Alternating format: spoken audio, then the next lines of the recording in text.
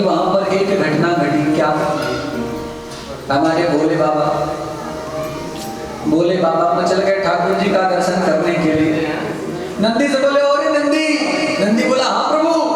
भैया निकमर अच्छों से श्रृंगार कर दे भैया। नंदी ने कहा कि प्रभु कहाँ जाना है? भूत भावन भोलेनाथ बोले, नंदी जिनका मैं निरंतर हृदय में ध्यान करता रहता हूं, वो बाल रूप में अवतार लिए हुए हैं। इष्ट देव मम बालक राम। भगवान के इष्ट हैं बालक राम, बाल कृष्ण। तो मेरा श्रृंगार करते बढ़िया से भैया। नंदी का भी श्रृंगार करता हूं। तो नंदी महाराज गए और जाके गुफा में से एक बाघांबर पुराना खूंटी पे लटका हुआ था, वो लेके आए। धूल जम रही थी, फटकार के और कमर में लपेटा। अब बाघांबर में कोई हुक तो बटन तो होता नहीं, दर्जी तो सिलता नहीं उसको। तो एक सांप पकड़ा और सांप को लेके बेल्ट की तरफ बांध दिया। प्रेम से बोलो राधे राधे। और श्रृंगार करते भैया, कान में 2 बिच्छू पकड़े और कान में फिट कर दिया और बढ़िया बिच्छू लटक रहे हैं। गए तो बाल बिखरे हुए, तो बालों को पकड़ा और एक सर्प को लेकर और सर्प से बालों को भी बांध दिया। प्रेम से बोलो राधे राधे। छोटे छोटे सर्पों को पकड़ के लाए तो बाजू बंद बना दिया महाराज। काम कंगन की जगह भी सर्प और गले में बढ़िया सटकारो कारो नाग पकड़ के लाए। तब तक पार्वती मैया अब श्रृंगार करके नंदी आईना दिखा रहे थे प्रभु को। देख लो प्रभु कैसे लग रहे हो। बाबा बोले अच्छा लग रहा हूँ, लेकिन कछु कमी सी लग रही है। नंदी बोले कि प्रभु काहे की कमी है? बोले बाबा बोले कुछ पाउडर की कमी लग रही है। पाउडर भी लगाए थे भैया। नंदी बोले अबे लगाए। गए तो ताजी चिता की भस्म लेके एक बोरा आए और ऊपर से नीचे तक महाराज पूरा भस्म ही भस्म कर दिया उनको। बोलो राधे राधे। भस्म से ऊपर से नीचे तक ढक गए। अब कैसे लग रहे बाबा? बाबा बोले हाँ अब कोई बात बनी है, अब सोचो कैसे लग रहे होंगे। तब तक पार्वती मैया आई। पार्वती मैया आके बाबा से पूछी, बाबा काय बात की श्रृंगार है रही है, कहाँ जाने की तैयारी है रही? बाबा बोले चुप रहो, तुम्हें नहीं बताऊंगा मैं कहाँ जा रहा हूं। मैया बोले चुप, मोहे काय ना बता रहे। बाबा बोले जहां भी जाता हूं तो तुम पहले मुझे अड़ के सैंडल लगा के तैयार हो जाती हो, मैं भी चलूंगी। तो इस बार तो मुझे अकेले ही जाना है। क्यों? क्योंकि इस बार मुझे बाधा नहीं चाहिए। अच्छा भोले बाबा की नहीं, सच पूछे तो कोई भी अपनी पत्नी को लेकर सफर में नहीं जाना चाहता। प्रेम से बोलो राधे राधे। राम जी ने भी तो सीता जी को मना ही किया था कि रहने दो, यहीं रहो, लेकिन सीता जी नहीं मानी कि या तो केवल प्राण जाएगा, नहीं तो शरीर और प्राण दोनों एक साथ जाएगा, आपके बिना तो नहीं रहोगे। अच्छा दिक्कत है कि नहीं है? हमने तो देखा है महाराज, मान लो पति को पत्नी को लेकर कहीं जाना हो तो सब बैग पैक करके और सब तैयार है, और जैसे निकलेंगे ट्रेन का टाइम होगा तो पति महोदय एक बैग यहाँ कंधे पे लटकाए, एक पीठ पे लटकाए और एक सूटकेस को खोपड़ी पे कुली जैसे और लेके चलेंगे महाराज। तो पीछे देवी जी केवल वो मनी बैग लेके बढ़िया लाल रंग का वो पीछे पीछे आएंगे। और ट्रेन में चले तो भाई साहब थोड़ा सा जगह दे दो, लेडीज को बैठो। चाहे बस में सीट पहले लेडीज को दिला और फिर खुद वो डंडा पकड़ के हिलते हुए जाओ। अब आप लोगों का तो पता नहीं महाराज, ग्रामीण इलाकों में जैसे पत्नी चलती है तो जहां 4 किलोमीटर बस चलाने की इनकी उल्टी शुरू हो जाती है। ड्राइवर और कंडक्टर भी कहते हैं पति से कि बढ़िया सनीचर लेके आए हो जाओ, जब से बैठी तब से उल्टियां कर रही है, ले पानी ले सीट धो। तो वो तो उल्टी करके पीछे पति बेचारा सीट धोता हुआ चलता है। अच्छा एक और बात है, जब पत्नियां साथ में रहती तो पति लोग बड़े स्वाधीनता से बात कर रहे हैं। अच्छा मान लो ट्रेन में जा रहे हैं और भीड़ खूब हो और पत्नी बैठी हो और खड़े हो, बगल वाले से कुछ हो जाए, बहस हो जाए और जरा ज्यादा ही हो जाए और झगड़े की नौबत आ जाए और सामने वाला जरा तुमसे मजबूत निकल जाए, मान लो तो मुंह कमा रही दिया,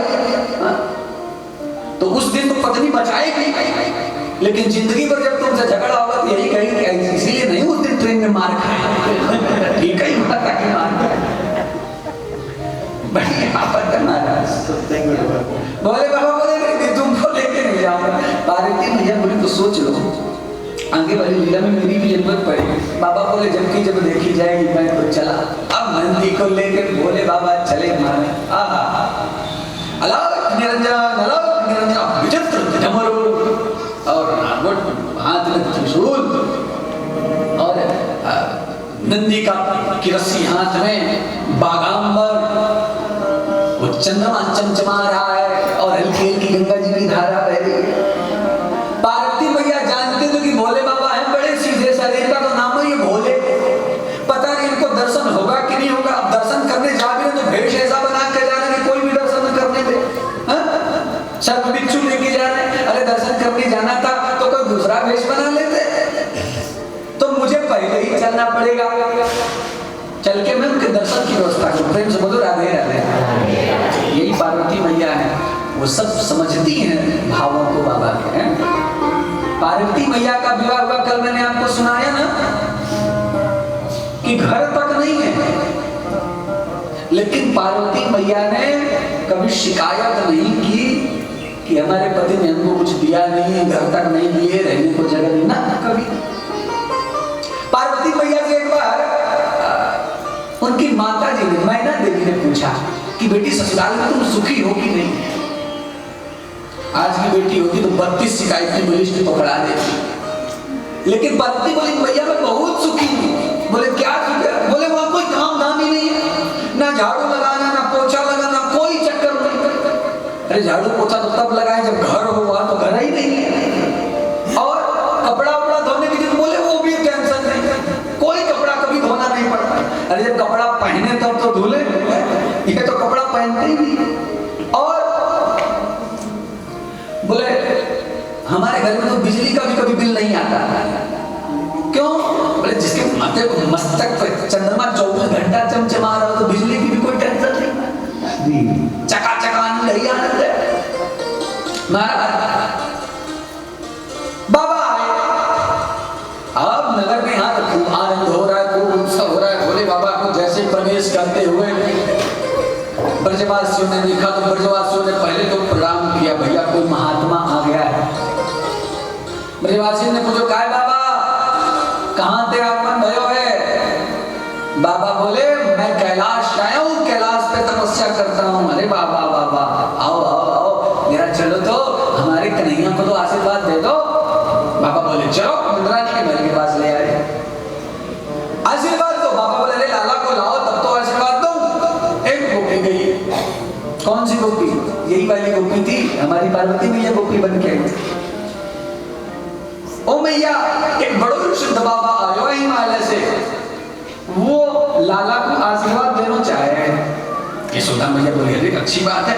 गई तो सोने के परात में बढ़िया सोने चांदी हीरे जवाहरात वस्त्र आभूषण भर के द्रव्य दक्षिणा लेकर भेजा के ले जाओ, बाबा को दक्षिणा देके। पार्वती मैया ले गए, लो बाबा। मैया ने लाला की बधाई दी है। अब बाबा ने देखा, बाबा बोले कहाँ करूँ आपको? अच्छा किसी बाबा का कुछ खर्चा हो तो ले भी ना दक्षिणा, उनका कोई खर्चा नहीं है, कपड़े का ना, लत्ते का ना, क्रीम का ना, पाउडर का। एक पाउडर का खर्चा है तो वो चिता की भस्म लगा लेते हैं। फिर क्या चाहिए? बाबा बोले मोको तो लाला को ही दर्शन करना है। गई मैया वो तो लाला को ही दर्शन करना चाहे। मैया बोली नहीं पहले मैं बाबा के दर्शन कर लो, फिर बाबू लाला के भी दर्शन कराए दूंगी। अब मैया यशोदा निकल के बाहर आई और जब देखा भोलेनाथ का अड़भंगी वेश, विचित्र वेश देखा तो मैया तो दूर हट गई भाई। अच्छा सोचो सांप वाप बिच्छू लपेट के कोई आया तो कोई भी डर जाए। पार्वती मैया जो गोपी वेश में थी, गोपी से मैया बोली काहे सखी जी कौन सो विचित्र बाबा आयो है? ये बाबा है या मदारी है?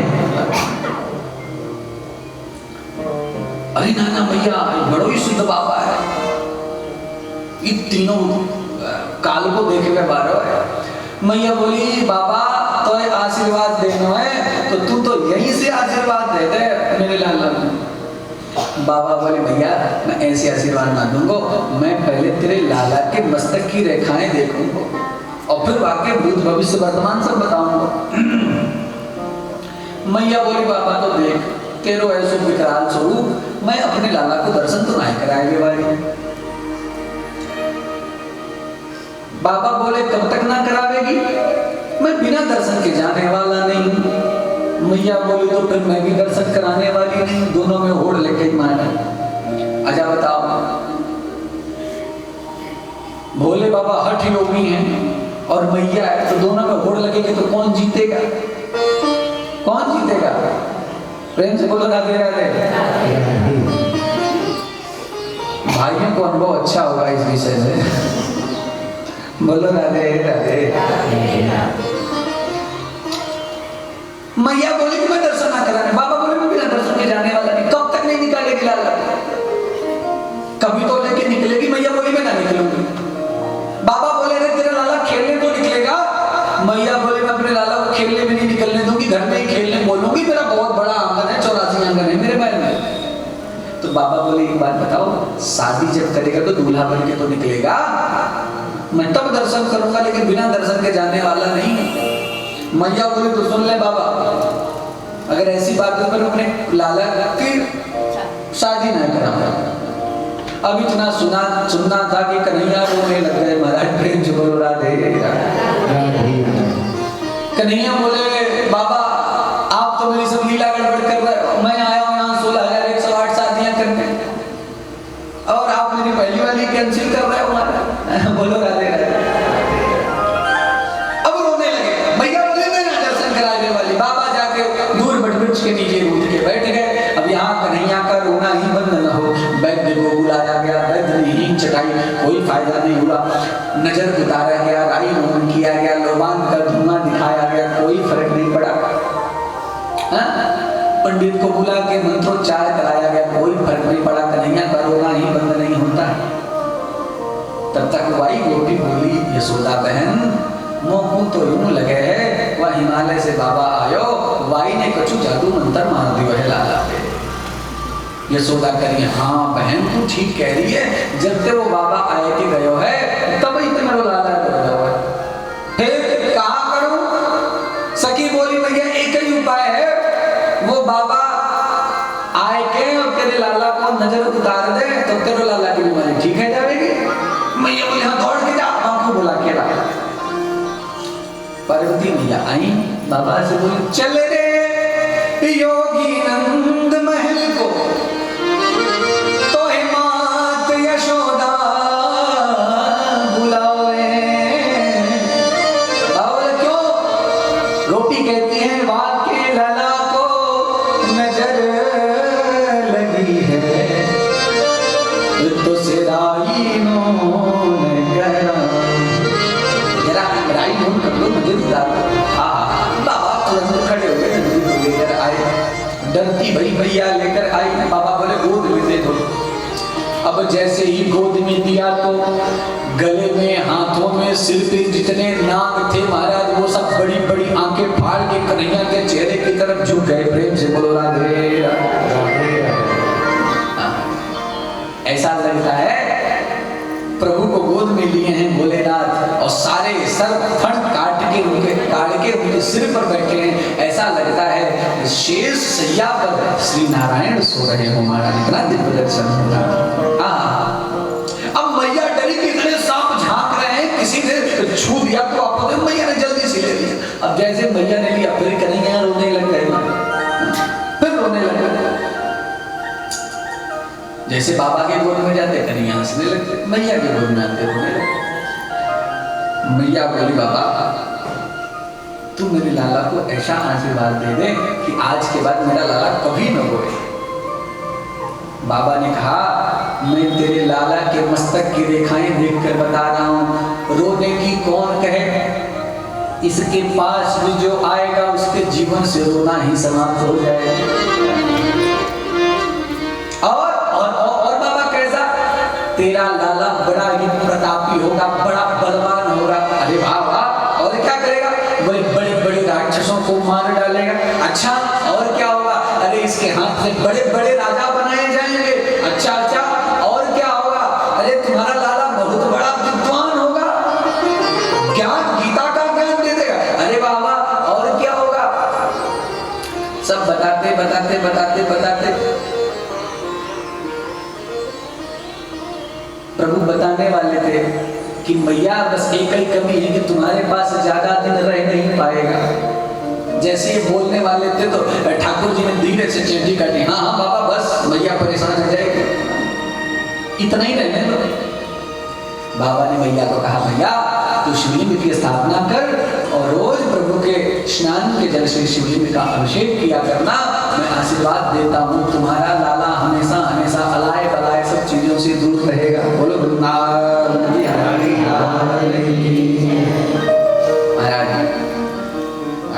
बड़ा ही सुंदर भोले बाबा ने दर्शन किया है। सूरदास जी ने इसका बड़ा सुंदर वर्णन किया है। आगे भगवान का नामकरण संस्कार हुआ। प्रेम से बोलो राधे राधे राधे। वसुदेव जी के कुल पुरोहित हैं गर्गाचार्य जी महाराज। वसुदेव जी ने गर्गाचार्य जी को भेजा कि आप जाकर मेरे बालक का नामकरण संस्कार कर लो। गर्गाचार्य जी आए। गर्गाचार्य जी आए तो नंद बाबा ने पूछा, अरे बाबा आ गए, आपको बहुत बहुत स्वागत है। मैंने सुना है आप बहुत बड़े पंडित हो, बहुत बड़े ज्योतिषी हो, जरा मेरे लाला का भविष्य तो बताओ कि मेरा लाला कैसा रहेगा। गर्गाचार्य जी ने ठीक है नाम बताओ, क्या नाम है, मैं उसके नाम से विचार के बताऊं। नंद बाबा बोले अरे उसका नाम तो अभी रखा ही नहीं है। गर्गाचार्य जी बोले तो बिना नाम के कैसे बताएं, चलो पहले उसका नामकरण संस्कार करो। नंद बाबा ने कहा तो आप ही नामकरण कर दो। गर्गाचार्य जी बोले मैं नामकरण तो कर दूंगा लेकिन एक समस्या है। क्या समस्या? ये है कि तुम हर उत्सव में इतना बड़ा कार्यक्रम कर देते हो कि चारों तरफ शोर मच जाता है और मैं हूं ये तो वंशियों का वसुदेव का कुलगुरु, कहीं कंस को पता न लग जाए। बाबा बोले आप चिंता मत करो, चुपचाप गौशाला में चलो और वही नामकरण संस्कार कर दे। ठीक है गए। नंद बाबा घर गए और घर जाकर उन्होंने यशोदा मैया को बताया कि एक बड़ा ही विद्वान पंडित आया है और चलो उससे ही नामकरण संस्कार करा लो। चुपचाप चलो गौशाला में। मैया बोले मैं चुपचाप क्यों चलूं, मैं तो धूमधाम से करूंगी। बोले ना ना ना वो राजाओं का पंडित है, कंस नाराज हो जाएगा। ठीक है आप चलो तैयारी करो, मैं आ रही लेके। रोहिणी मैया से यशोदा मैया ने कहा बहन या बाबा के बारे में मेरा बड़ो ही नाम सुन रहा, बहुत बड़ो ज्योतिषी है, बहुत बड़ो ज्योतिषी है, चल के देखें तो सच में बापू ज्योतिष कछु आती है कि ऐसे ही है। चल यशोदा मैया बोले एक काम कर, तू है गोरी, तू है सांवली और मेरा कन्हैया है सांवला, तो तू कन्हैया को अपने गोद में ले ले और मैं हूँ गोरी और बलदाऊ भी है गोरा, तो बलदाऊ को मेरी गोद में दे दे। यदि पक्का पंडित होगा तो समझ जाएगा कि कौन किसका बेटा है, पहचान जाएगा। तो बलदाऊ को तो ले लिया यशोदा मैया ने और कन्हैया को ले लिया रोहिणी मैया ने और दोनों गौशाला में पहुंची है महाराज। अब बैठे, गर्गाचार्य जी के आसन लगाया गया और गर्गाचार्य जी ने जैसे ही प्रभु के चरण कमलों को देखा महाराज तो उनकी समाधि लग गई। आंखें खुली की खुली, प्राण अपान ज्ञान समान उदान, ये पंच प्राण ब्रह्म में जाके स्थित हो गए। अंदर ही अंदर अनहदनाद छिड़ गया। आंखें खुली, कान खुले, नासिका खुली, लेकिन सारी इंद्रियां भगवान के चरण कमलों में समाहित हो गई। अब न गर्गाचार्य जी न हिले न डुले न सांस ले। अब यशोदा मैया रोहिणी मैया दोनों टकटकी लगा के देख रहे कि बाबा अब कछु बतावे गो, अब कछु बतावे गो, अब कछु बतावे। आधा घंटा हो गया ना बाबा हिल रहे हैं डुल रहे हैं। यशोदा मैया ने रोहिणी मैया से पूछा काय रे बहन ये बाबा ना हिल रहो ना डुल रहो कहाँ है ये हुआ है? मैया ने कहा वो बाबा, अब बाबा वहां हो तो कुछ कहे, बाबा तो उसकी तो समाधि लग गई, कुछ नहीं बोल। आंखों के सामने मैया ने ऐसे ऐसे हाथ किया, कोई फर्क नहीं पड़ा। मैया ने नाक के पास उंगली लगा के देखी तो श्वास भी नहीं चल रही। मैया ने माथा पीटा, हाय रोहिणी बहन ये बाबा तो स्वर्ग सिधार गए हो, या कि तो सांसों चल रही है। और रोहिणी मैया को रोहिणी मैया बोली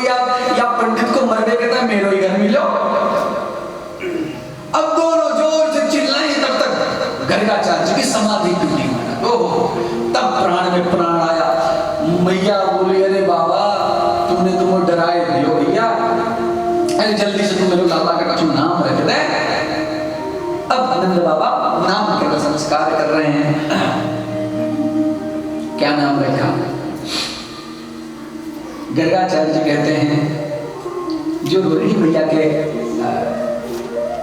गोद में कन्हैया थे ना, तो गर्गाचार्य तो सब जानने वाले, इशारा करके बोले अयम ही रोहिणी पुत्रो। यशोदा मैया के गोद में, ये जो तुम्हारी गोद में है ना यशोदा, अयम ही रोहिणी पुत्रो, ये रोहिणी का पुत्र है। तब इसका क्या नाम होगा? बोले रमयन सुहृदो बुधई। ये सबके हृदय में रमण करेंगे, इसलिए इनका नाम होगा आख्यास्ते राम इति। इनका नाम होगा राम। क्या नाम रखा? राम।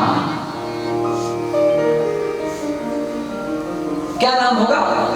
जोर से बोलो। राम। राम। बलराम नहीं, नाम राम नाम रखा गया है। क्यों? प्रभु श्री राम ने अयोध्या वापस आने के बाद सबको कुछ ना कुछ दिया है, सेवा, सबको सेवा बांटी गई। दो लोगों को सेवा नहीं मिली। प्रेम से बोलो राधे राधे। बस ये मैं बात कह दूं, फिर महाराज श्री का आशीर्वचन हम लोग प्राप्त करेंगे।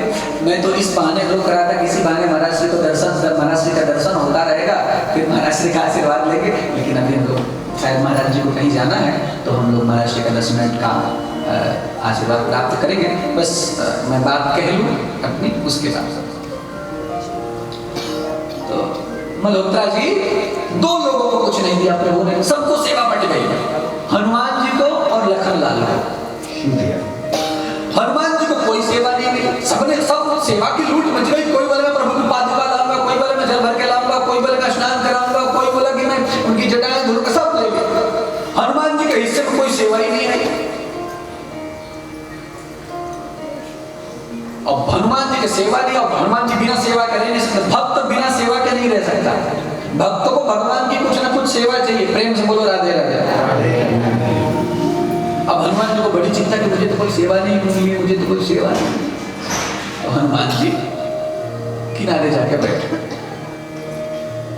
राम जी ने बुलाया हनुमान का। जैसे भक्त भगवान की सेवा के बिना नहीं रह पाता, वैसे भगवान भक्त के बिना नहीं रहता। अरे हनुमान कहाँ? हनुमान कहाँ?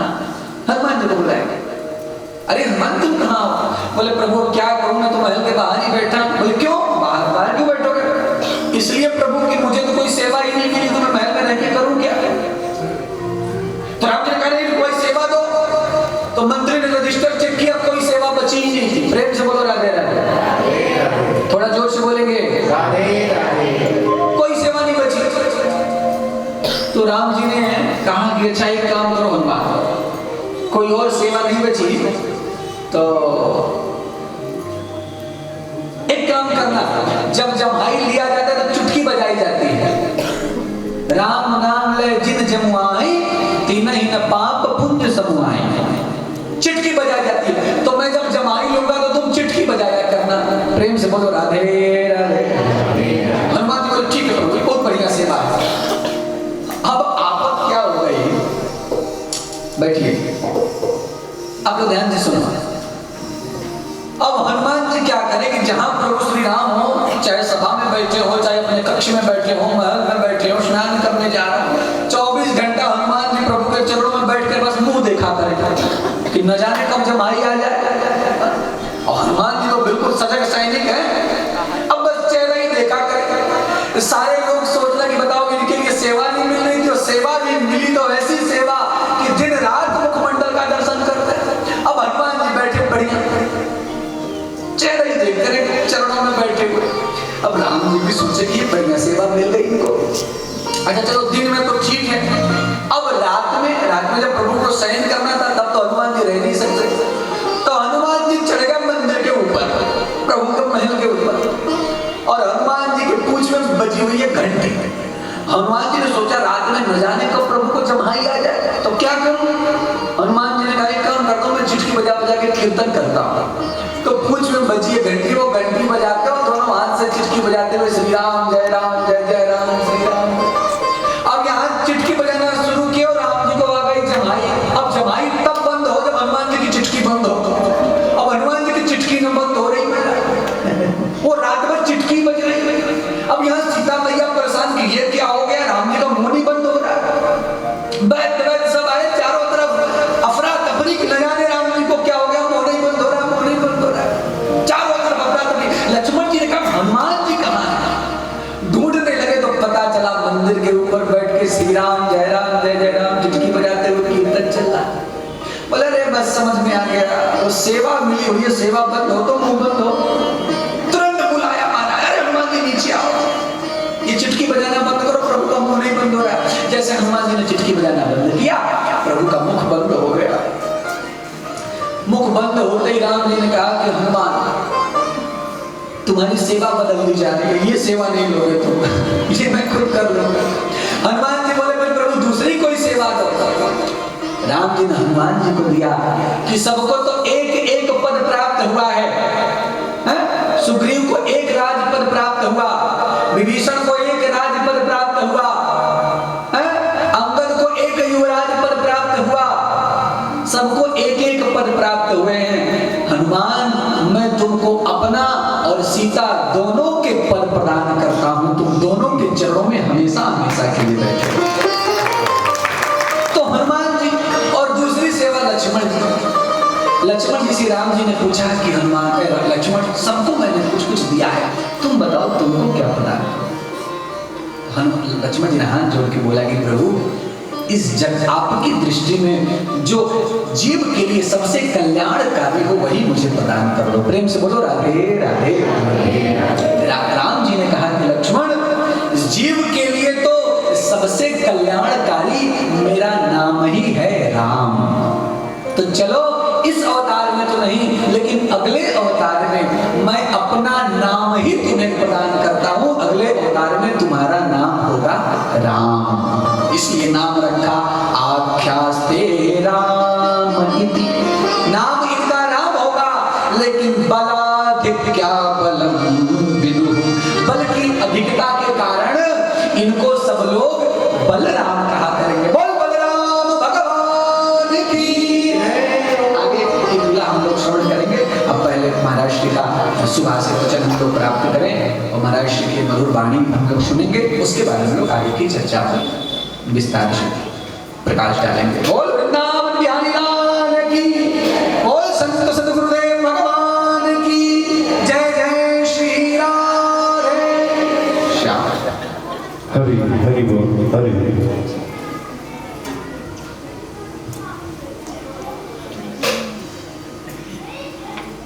हरि हरि बोल हरि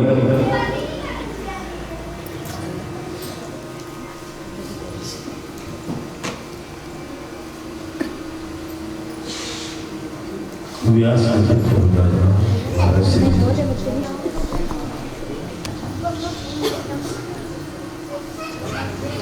आचार्यगण मातृशक्ति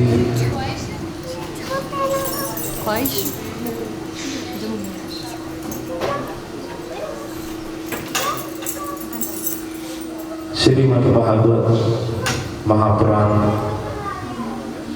आप बड़ी ही अनुशासन और मर्यादाओं में जो सुन रहे हैं और व्यास गति पर विराजमान महाराज श्री जी बहुत ही अच्छे तरीके से जो बता रहे हैं, समझा रहे हैं। श्री कृष्ण भगवान जी की लीला बता रहे हैं और साथ साथ में भगवान श्री राम जी का, हनुमान जी का और भोले बाबा जी का भी लीला बता रहे हैं। और जब व्यक्ति